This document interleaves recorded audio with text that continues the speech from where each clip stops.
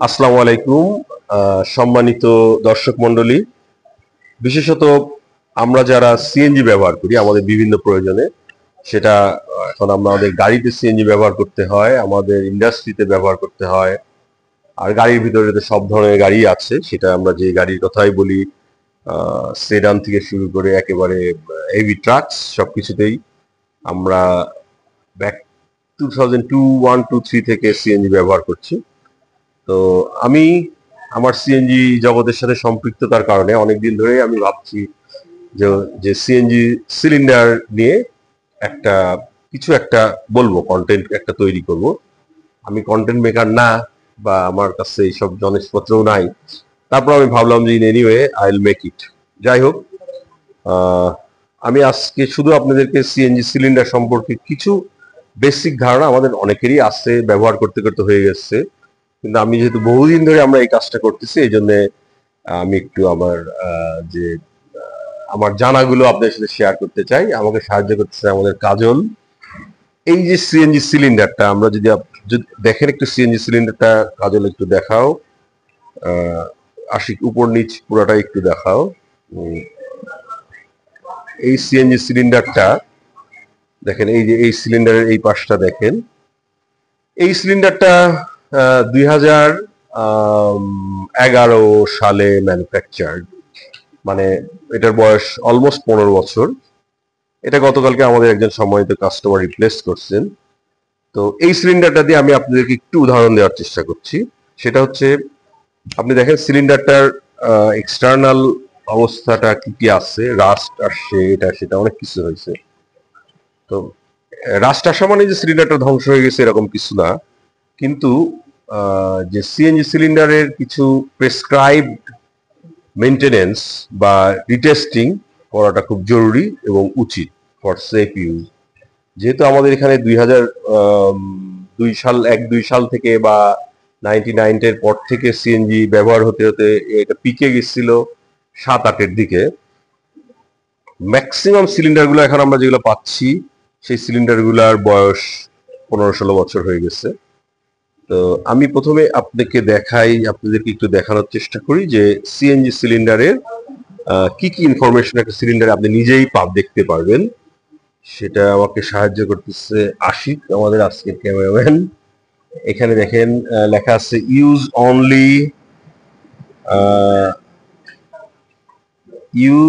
Only manufactured purpose use gas, এই ধরনের একটা কথা লেখা আছে। নিয়ে এটা আমাদের জন্য বিশেষ না, আমরা জানি এটা সিএনজি সিলিন্ডার, কিন্তু দ্য মোস্ট ইম্পর্টেন্ট ইনফরমেশন গুলো আপনি পাবেন এই পাশ থেকে। কোথায়? এই দেখে এইখানে এইখানে এইখানে এই যে এই সিলিন্ডারটা মেড ইন কোরিয়া দেখা যাচ্ছে। আসি, সিলিন্ডারটা মেড ইন কোরিয়া, ইএনকে একটা স্ট্যাম্প আছে। ইএনকে এটার ম্যানুফ্যাকচারার, কোরিয়ার খুবই ভালো ম্যানুফ্যাকচারার। হাজার হাজার আসলে লক্ষ লক্ষ সিলিন্ডার তারা বাংলাদেশে বিক্রি করছে। এরপরে আছে হচ্ছে এই সিলিন্ডারটার সিরিয়াল নাম্বার, তারপরে আছে এটার working pressure 2200 bar at 15 degree centigrade standard আর কি, এটা একটু ভেরিয়েশন তো হয়। এইখানে একটা ইম্পর্টেন্ট জিনিস দেখেন, ISO 11439, এটা একটু মাথায় রাখবেন। এটা নিয়ে আমি আরেকটু বলবো পরে। ISO 11439। এরপরে আছে হচ্ছে সিএনজি মার্ক আছে এখানে একটা, যেটার জন্য সিএনজির জন্য এটা ইউজ হবে।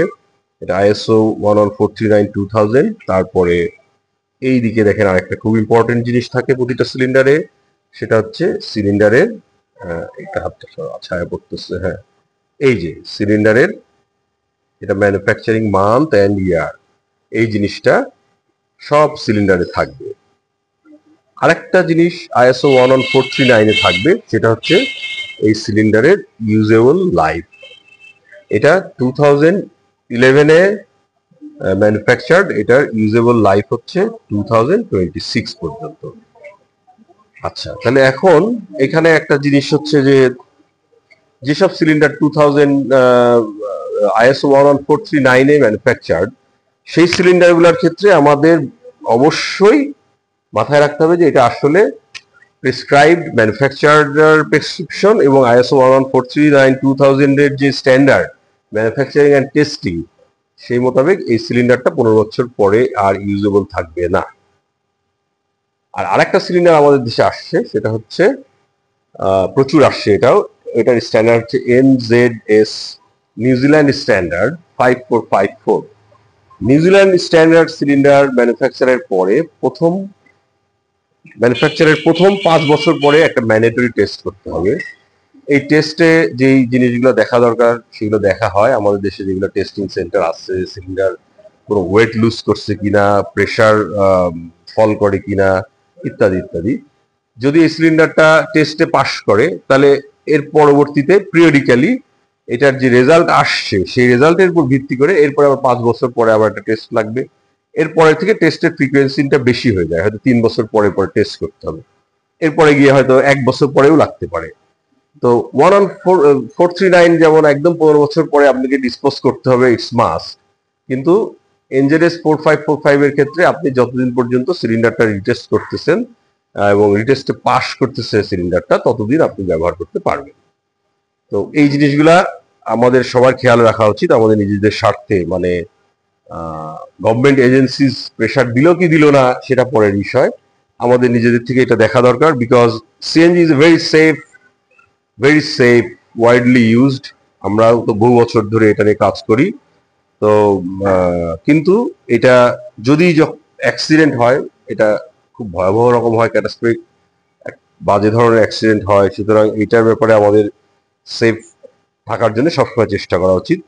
আমরা যারা স্পেশালি গাড়িতে ব্যবহার করি, ব্যক্তিগত গাড়িতে বা আমাদের ফ্লিটে ব্যবহার করি, তাদের সবার খেয়াল রাখা উচিত, দেখা উচিত। দেখেন, আপনার সিলিন্ডারের যে সারফেসটা আপনি কখনো দেখেন না, নিচের দিকে আছে, সেটার অবস্থা কিন্তু এরকম হয়ে গেছে অলরেডি। এটা প্রচুর রাস্ট অলরেডি আসছে। যদিও এই সিলিন্ডারটার ওয়াল থিকনেস, এটা যেহেতু 90 ওয়াটার লিটার সিলিন্ডার, এটার ওয়াল থিকনেস 7.5 মিলিমিটার থাকার কথা। তো কিন্তু তারপরও 7.5 মিলিমিটার থাকলেও এটা যেহেতু খুবই হাই প্রেসার সবসময় হোল্ড করে, 2000 বার এটার ওয়ার্কিং প্রেসার। আপনি চেক করলে বুঝতে পারবেন যে 2000 বার is a very big pressure, আমরা সবাই জানি। তো এই প্রেসারে কাজ করে, সুতরাং এটার রাস্ট আসা বা সেখান থেকে আস্তে আস্তে খারাপের দিকে যাওয়া, এটা খুবই ঝুঁকিপূর্ণ ব্যাপার। এবং আমাদের অনেকের ফ্লিটে যে ট্রাকস আছে, কাভার ভ্যান, পিক আপ, সেগুলো তো সিলিন্ডার নিচে হ্যাং করা আছে।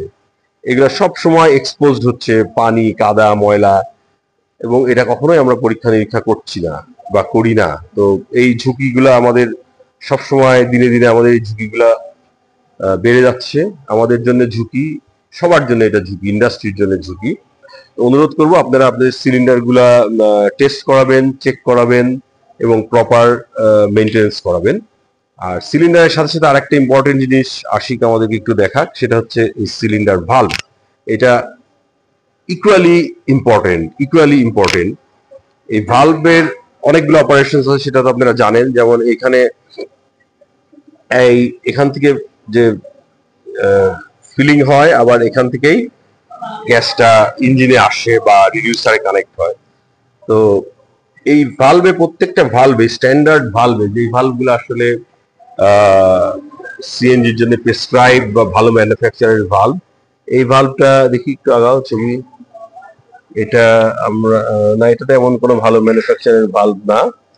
যাই হোক, এই ভালভটা ইজ ভেরি ইম্পর্টেন্ট, বিকজ আপনার প্রত্যেকটা ভালো ভালভ, সিএনজি ভালভে একটা প্রেসার রিলিফ ডিভাইস থাকার কথা। এটার মধ্যে আমরা দেখছি না। প্রেসার রিলিফ ডিভাইসটার কাজ হচ্ছে, যদি কখনো সিলিন্ডারটা ওভার প্রেসার হয়, তাহলে পরে এটা এক্সপ্লোশন না হয়ে ওখান থেকে ভালভটা ওপেন হবে অটোমেটিক্যালি এবং প্রেসারটা রিলিজ হবে। তো এই জিনিসটাও লক্ষ্য রাখতে হবে, ভালভটা প্রপারলি বন্ধ হয় কিনা, এমার্জেন্সির সময় ভালভটা শাট আপ করা যাচ্ছে কিনা, এগুলোও আমাদের চেক করা খুব জরুরি for safe use of CNG. তো আশা করি আপনাদেরকে কিছুটা তথ্য দিয়ে সাহায্য করতে পারলাম, আর ভবিষ্যতে আপনাদেরকে আপডেট রাখার চেষ্টা করবো ইনশাল্লাহ। তাহলে সিএনজি সিলিন্ডারের ক্ষেত্রে যে এই ইস্যুগুলা আপনারা আশা করি লক্ষ্য রাখবেন।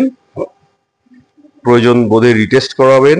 রিটেস্টে যদি ফেল করে সেটা আর আরেকটা জিনিস না বললেই না, সেটা একটু আপনাদেরকে দেখাই। সম্ভবত ইটস অলরেডি লং, কতক্ষণ আসি, হ্যাঁ ইটস অলরেডি লং। তারপর আমি একটা জিনিস আপনাদেরকে দেখাই, এই যে ডেট স্ট্যাম্প, ডেট স্ট্যাম্প, এই ডেট স্ট্যাম্প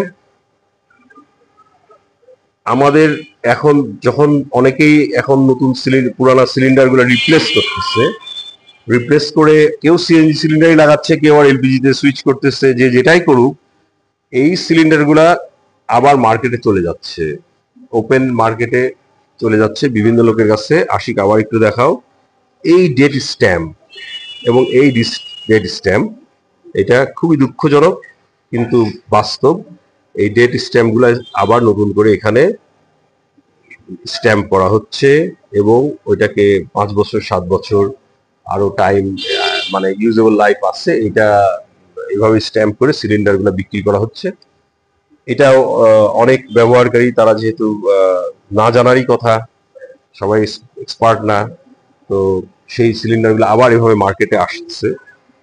হ্যাঁ, এখন একটা প্রশ্ন আসতে পারে যে এত এত এক্সপায়ার্ড সিলিন্ডার আছে মার্কেটে, তারপরে এই ডেট এক্সপান্ড মানে ডেট আবার স্ট্যাম্প করা সিলিন্ডার আসছে মার্কেটে, অ্যাক্সিডেন্ট তো সেভাবে হচ্ছে না। আমরা খুবই লাকি যে অ্যাক্সিডেন্ট হচ্ছে না, এবং এটার একটা বৈজ্ঞানিক ব্যাখ্যা হচ্ছে এই সিলিন্ডার গুলা যখন ম্যানুফ্যাকচার করা হয়, এটার ওয়ার্কিং প্রেসার 200 বার, কিন্তু এটার টেস্ট প্রেসার অনেক বেশি, টেস্ট প্রেসার 200 বারের অনেক বেশি। এটা হচ্ছে এক নাম্বার ঘটনা। আর দ্বিতীয় ব্যাপার হচ্ছে যে মোস্ট অফ দ্য স্টেশন, আমরা যেহেতু সারা দেশে গ্যাসের ক্রাইসিসের কারণে আমরা পর্যাপ্ত প্রেসার পাই না স্টেশনে, ম্যাক্সিমাম স্টেশনই 200 বার পর্যন্ত রিচ করতে পারে না। ম্যাক্সিমাম স্টেশন এখন 200 বার রিচ করতে পারে না। আর যেহেতু সেফটি হিসাবে এটা টেস্ট করা আছে আরো বেশি প্রেসারে, এই জন্য আলহামদুলিল্লাহ অ্যাক্সিডেন্ট গুলো হচ্ছে না। কিন্তু অ্যাক্সিডেন্ট হওয়ার জন্য যা যা দরকার ব্যাকগ্রাউন্ড, সেগুলো সব তৈরি হয়ে আসছে। আশা করি আমরা সবাই সচেতন হব। সবাইকে ধন্যবাদ, thank you very much for watching. Ashiq, এক সেকেন্ড তুমি বন্ধ করে দিও না, আমার পরিচয়টা একটু দিয়ে রাখি আপনাদেরকে। আমার নাম হাসিন পারভেজ, আমাদের প্রতিষ্ঠানের নাম green fuel CNG conversion centre. 2002 সাল থেকে আমরা এই আপনাদের সিএনজি নিয়ে কাজ করি। সবাইকে ধন্যবাদ, থ্যাংক ইউ, আসসালামু আলাইকুম।